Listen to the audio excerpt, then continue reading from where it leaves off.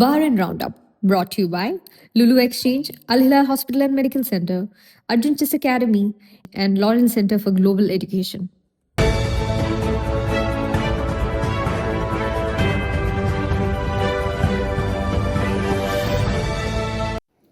നമസ്കാരം. ഇന്ന് ജൂലൈ 26 ഞായറാഴ്ച 4 PM ന്യൂസ് ബഹ്റൈൻ റൗണ്ടപ്പിലേക്ക് സ്വാഗതം. പ്രഥമ മെയ്ഡ് ഇൻ GCC 2026 ഫോറത്തിനും എക്സിബിഷനും ബഹ്റൈൻ വേദിയാകുന്നു. ഒക്ടോബർ 6 മുതൽ 8 വരെ സാക്കിറിലെ എക്സിബിഷൻ വേൾഡ് ബഹ്റൈനിൽ രാജാവ് ഹമദ് ബിൻ ഈസ അൽ ഖലീഫയുടെ രക്ഷാകർതൃത്വത്തിലാണ് പരിപാടി.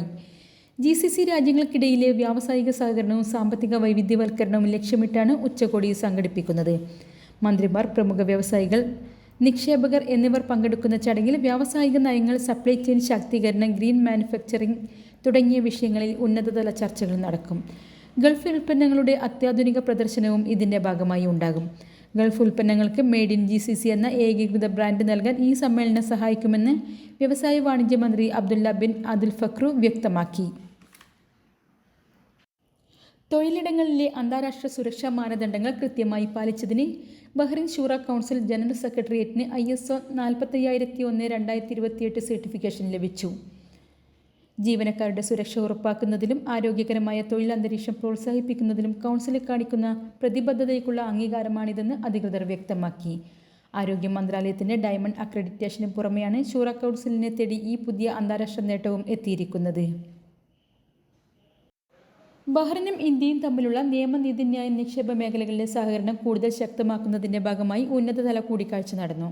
Council for international dispute resolution general secretary professor Marek Patrani Paulson Indian കേന്ദ്ര നിയമ സഹമന്ത്രി അർജുൻ റാം മെഗ്വാളുമായി കൂടിക്കാഴ്ച നടത്തി. ഇന്ത്യയിൽ നടന്ന അന്താരാഷ്ട്ര യൂണിസിൽട്ടർ സമ്മേളനത്തിനിടെയായിരുന്നു കൂടിക്കാഴ്ച. നിയമ, വ്യാവസായിക തർക്ക പരിഹാര രംഗങ്ങളിൽ കൂടുതൽ ഏകോപനം സാധ്യമാക്കാൻ ചർച്ചകൾ വഴി തുറന്നു. സ്വകാര്യ ആശുപത്രികളിൽ ചികിത്സയ്ക്കെത്തുന്ന വിദേശ സന്ദർശക ഡോക്ടർമാർക്ക് കർശന നിയന്ത്രണങ്ങൾ ഏർപ്പെടുത്താൻ ബഹ്റൈൻ പാർലമെൻറ്റിൽ പുതിയ നിർദ്ദേശം. MP മുഹമ്മദ് ജനാഹി മുന്നോട്ട് വെച്ച പ്രമേയപ്രകാരം പ്രധാന ശസ്ത്രക്രിയകൾക്ക് പ്രാദേശിക ലൈസൻസുള്ള വിദഗ്ധ ഡോക്ടറുടെ സാന്നിധ്യം നിർബന്ധമാക്കും. രോഗിയുടെ ആരോഗ്യാവസ്ഥ തൃപ്തികരമാകുന്നതുവരെ സന്ദർശക ഡോക്ടർമാർക്ക് രാജ്യം വിട്ടു പോകാൻ അനുമതി ഉണ്ടാകില്ല. ശസ്ത്രക്രിയാനന്തര ഘട്ടങ്ങളിൽ രോഗിയുടെ സുരക്ഷയും തുടർ ചികിത്സയും ഉറപ്പാക്കാനാണ് ഈ പുതിയ നീക്കം. ഉയർന്ന ഷിപ്പിംഗ് ചെലവുകൾ നിലനിൽക്കുമ്പോഴും ബഹ്റൈനിൽ ആവശ്യത്തിന് മരുന്നുകൾ ലഭ്യമാണെന്ന് ഫാർമസിസ്റ്റ് സംഘടനകൾ വ്യക്തമാക്കി. സർക്കാർ ആശുപത്രികളിലും സ്വകാര്യ ഫാർമസികളിലും തടസ്സമില്ലാതെ മരുന്നുകൾ എത്തുന്നതിനാൽ ആശങ്കപ്പെടേണ്ടതില്ലെന്ന് Bahrain pharmacist society president Adil Sarhan പറഞ്ഞു. വിപണിയിൽ 90% മരുന്നുകളും എപ്പോഴും ലഭ്യമാണ്. പ്രമേഹം, രക്തസമ്മർദ്ദം, ഹൃദ്രോഗം എന്നിവയ്ക്കുള്ള മരുന്നുകൾക്കാണ് കൂടുതൽ ആവശ്യക്കാരുള്ളത്.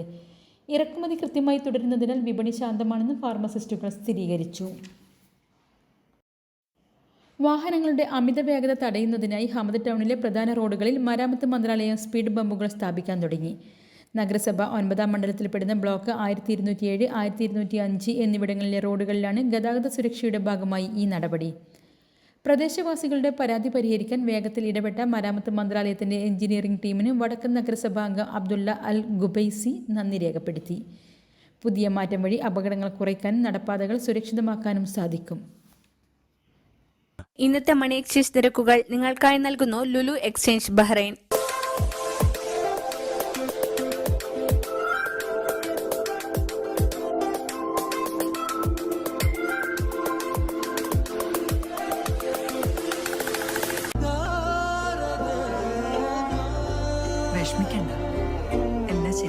ലുലു മണി.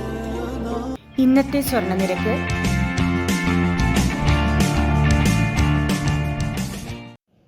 സർക്കാരിൻ്റെ സബ്സിഡിയുള്ള ഗോതമ്പ് മാവ് അനധികൃതമായി ഉപയോഗിച്ച കേസിൽ ശിക്ഷിക്കപ്പെട്ട ഏഷ്യൻ വംശജൻ നൽകിയ അപ്പീലിൽ ബഹ്റൈൻ ഹൈക്കോടതി അപ്പീൽ കോടതി ജൂലൈ 27 വിധി പറയും.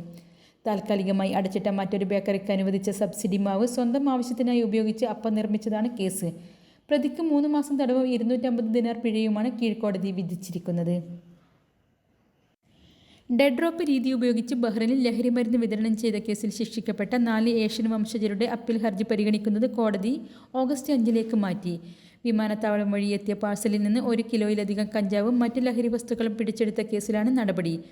3 പ്രതികൾക്ക് 3 വർഷം തടവും നാടുകടത്തലുമാണ് ശിക്ഷ വിധിച്ചിരിക്കുന്നത്. അന്വേഷണത്തിന് സഹായിച്ച 4ാം പ്രതിക്ക് ശിക്ഷയിൽ ഇളവ് ലഭിച്ചിരുന്നു. മേഖലയിലെ നിലവിലെ യുദ്ധ സാഹചര്യങ്ങൾ തരണം ചെയ്യാൻ ബഹ്റൈനിലെ ഇസ്ലാമിക് ബാങ്കുകൾക്ക് സാധിക്കുമെന്ന് അന്താരാഷ്ട്ര റേറ്റിംഗ് ഏജൻസിയായ S&P ഗ്ലോബൽ റേറ്റിംഗ്സ്.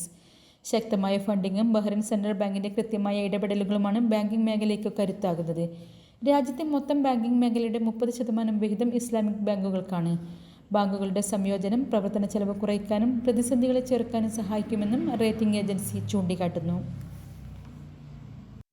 ബഹ്റൈനിന്റെ പ്രമുഖ കാർഷിക പ്രദർശനമായ മറായി 2026 സംഘാടനത്തിനായി 1.4 ദശലക്ഷം ദിനാറിന്റെ ടെൻഡർ നടപടികൾ ആരംഭിച്ചു.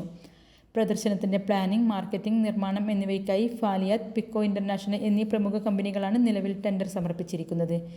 അറേബ്യൻ കുതിരകൾ, അപൂർവയിനം മൃഗങ്ങൾ, കാർഷിക യന്ത്രങ്ങൾ എന്നിവയുടെ പ്രദർശനത്തിലൂടെ ഭക്ഷ്യസുരക്ഷ ഉറപ്പാക്കാനും നിക്ഷേപങ്ങൾ ആകർഷിക്കാനുമാണ് മന്ത്രാലയം ലക്ഷ്യമിടുന്നത്.